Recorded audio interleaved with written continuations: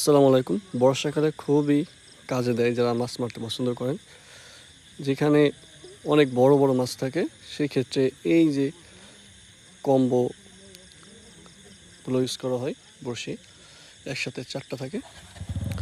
আর এই ছোটো ছোটো একটা সিঙ্গেল মাছ ধরার জন্য অনেক ধরনের প্রোডাক্ট থাকে। ছোটো বড় মাছ ভ্যারি করে কোনটা ধরবেন। প্রাইস 5 থেকে 10 টাকার ভিতরে এইগুলো পড়ে।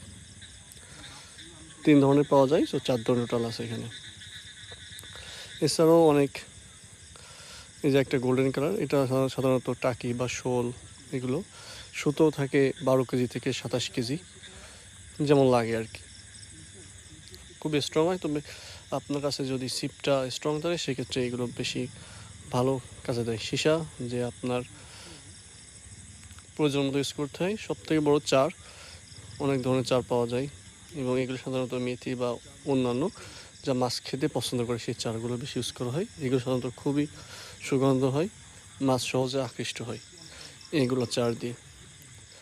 যারা মাছ ধরতে বেশি পছন্দ করেন তাদের জন্য এক স্বপ্নের একটা প্রোডাক্ট এগুলা।